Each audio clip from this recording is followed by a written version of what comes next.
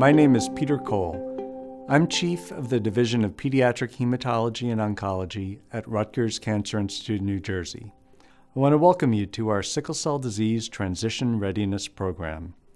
Our goal for this program is to prepare all of our pediatric patients living with sickle cell anemia for a successful transition to the world of adult healthcare.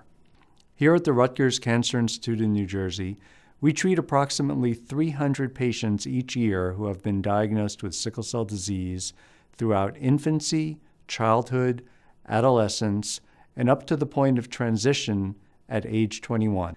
Because we care for our patients throughout their lives, we're there when our patients begin to walk and talk, start their first day of school, struggle with adolescence, begin to define who they want to be when they grow up, and eventually step out into the adult world. Somewhere along the way, we are no longer just healthcare providers. We've become part of the family. As you prepare to move on to the next phase of your life, we want to make sure that you have the skills necessary to manage your own medical needs as a responsible young adult living with a chronic illness. We want you to know about your disease and how to advocate for yourself as you enter the world of adult healthcare. You may worry about establishing relationships with providers who are unfamiliar with you, your individual needs, and that's normal. Know that your pediatric healthcare team will continue to support you as you go through this transition process. The videos you are about to see feature patients who are in the process of transitioning or have already transitioned to adult healthcare. Listen to what they have to say. No one can speak about a situation better than someone who has experienced it. We hope after completing this program, you'll feel confident when it is your time to transition.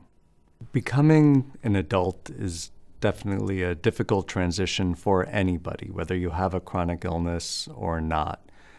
Learning how to take responsibility for taking care of your own issues, including health issues, is a challenge. Transition in the United States overall is a problem because, very often the kids grow up and there's no place to go.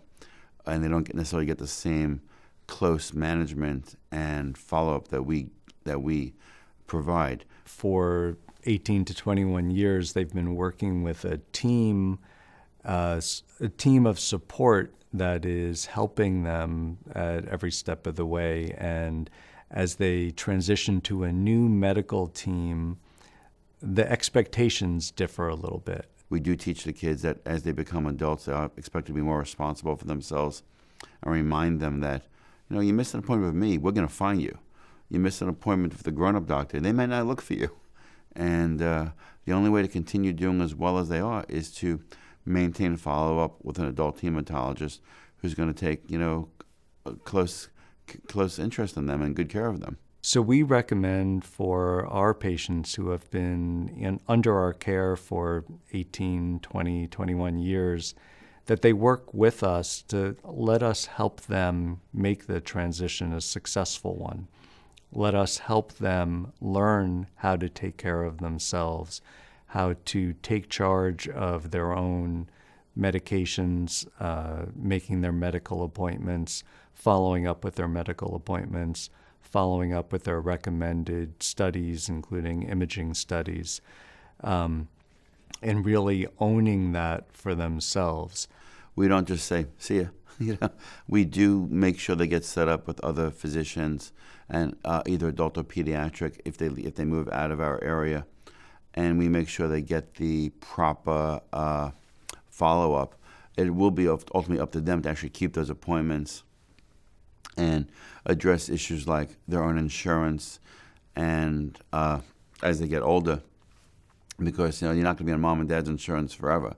Our transition program is designed to facilitate getting to know the new team and making the connection with the new team and bringing all the medical records, all the data that we've collected over the years to facilitate the medical care as it transitions to a new team.